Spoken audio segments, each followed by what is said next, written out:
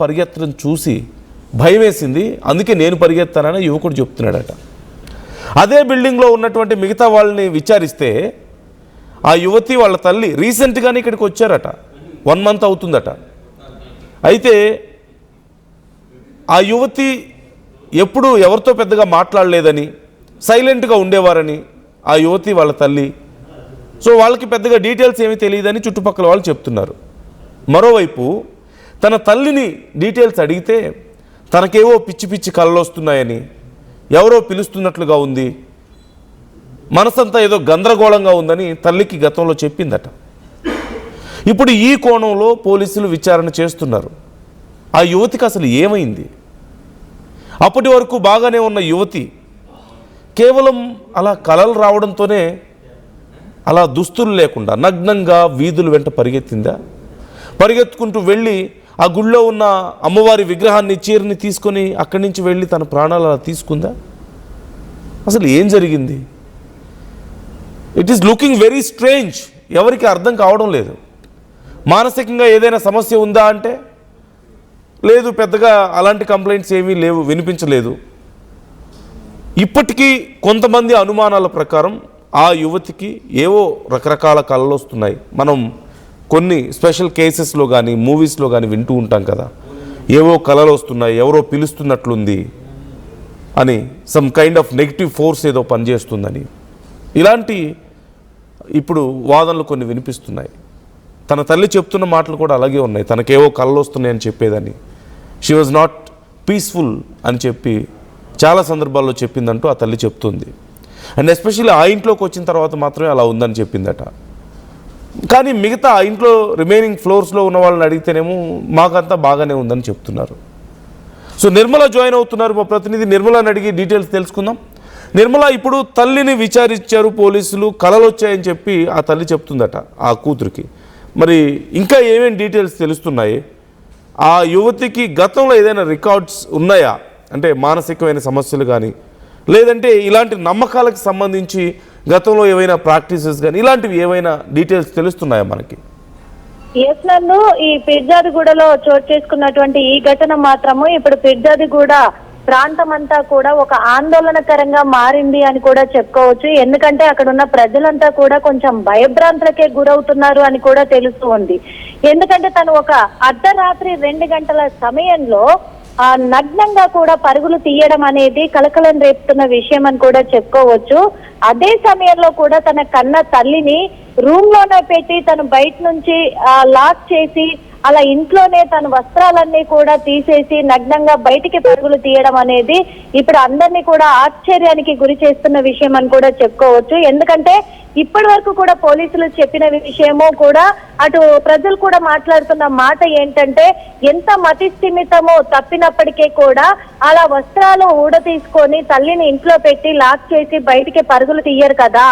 ఇంట్లో అలా చేసినప్పటికీ ఒకవేళ రోడ్డుపైకి వచ్చినా తన తల్లి అయితే కాపాడుకోగలుగుతుంది, తల్లిని ఇంట్లో పెట్టారు కదా అని చెప్పేసి కొన్ని అనుమానాలు వ్యక్తం అవుతున్నప్పటికీ కూడా మరికొంతమంది ఏం మాట్లాడుతున్నారంటే కొన్ని నమ్మకాలు కొంతమందికి ఉంటాయి అనేది, ఇది నిజమా అబద్ధమా అనేది అంశం ఉన్నప్పటికీ కూడా కొంతమంది ఏమంటున్నారంటే దేవుడు పిలిచాడేమో ఆ యువతిని, దేవుడు పిలిచాడేమో అందుకే వెళ్ళిందేమో, లేకపోతే గుడిలోకి ఎందుకు వెళ్తాది, లేదా తనకి మతి స్థిమితమే లేకపోతే పోనీ వాళ్ళ అమ్మతో గొడవ పడింది అని తెలుస్తుంది కదా, గొడవే కారణం అయితే అలాగే రోడ్డు మీద పరిగెత్తుకొని వెళ్ళిపోతుంది కానీ గుళ్ళో ఎందుకు వెళ్ళినట్టు? ఎందుకంటే ఒక సైడ్ ఆల్రెడీ గుడికి లాక్ చేస్తుంది, తన లాక్ను కూడా లాగే ప్రయత్నం చేసింది, అక్కడ లాక్ ఉందని చెప్పేసి మళ్ళీ ఇంకో వైపు నుంచి లోపలికి వెళ్ళడం కూడా జరిగింది. అక్కడ అమ్మవారిని కూడా తీసుకొని వెళ్ళింది, అక్కడ విగ్రహాలతో సహా చీరతో సహా తను పరుగులు పెట్టి అక్కడ చెరువులో ఒక విగత జీవిగా మిగిలి ఉండడం అనేది,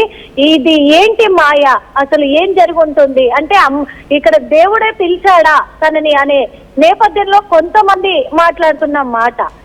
ఇంకో విషయం చెప్పాలంటే కూడా అమ్మాయి సాఫ్ట్వేర్ ఇంజనీర్లకి స్ట్రెస్ ఎక్కువగా ఉంటుంది అనేది ఇప్పటికీ చాలా విషయాలలో కూడా చాలా ఘటనలలో కూడా చూస్తూ ఉన్నాము.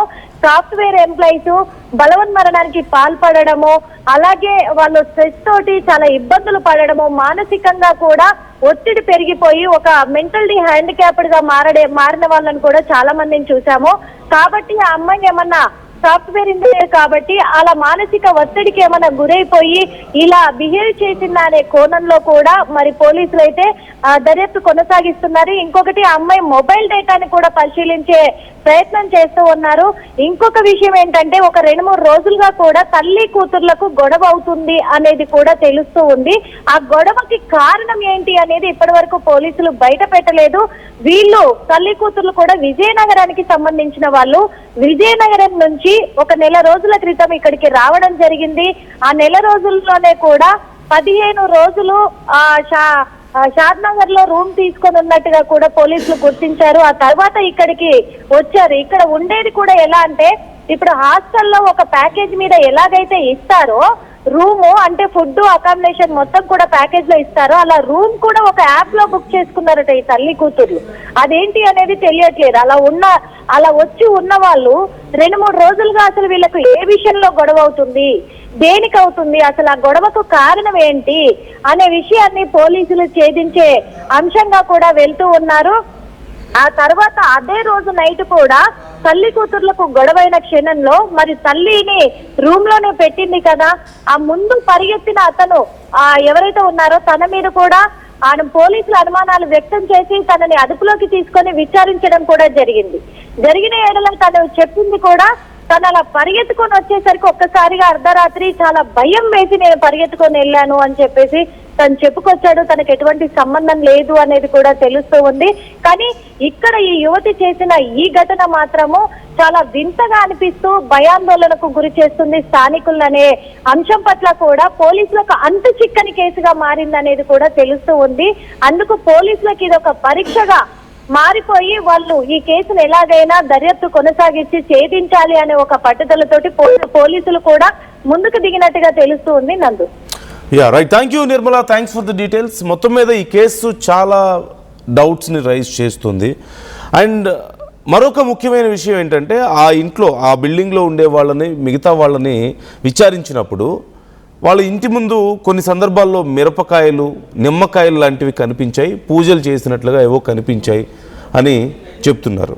రెండోది ఆ ఇంటికి వచ్చినప్పటి నుంచి తనకి చెడు కళలు వస్తున్నాయి, పీడ కళలు వస్తున్నాయని చెప్పేసి చాలా సందర్భాల్లో ఆ తల్లికి ఆ యువతి చెప్పినట్లుగా తెలుస్తోంది. అంటే ఒకటి వాళ్ళకి ఖచ్చితంగా కొన్ని రకాల నమ్మకాలు ఉన్నాయనేది అర్థమవుతుంది. రెండు సైకలాజికల్గా తను చాలా రోజులుగా ఇబ్బంది పడుతుంది ఈ పీడ కళలు ఇలాంటి వాటి వల్ల. మరి తల్లికి కూతురికి గొడవలు అయ్యాయి చాలా సందర్భాల్లో అంటూ కూడా తెలుస్తుంది. ఏ విషయంలో గొడవలు అయ్యాయి అనేది ఇప్పుడు బయటికి రావాల్సిన విషయం.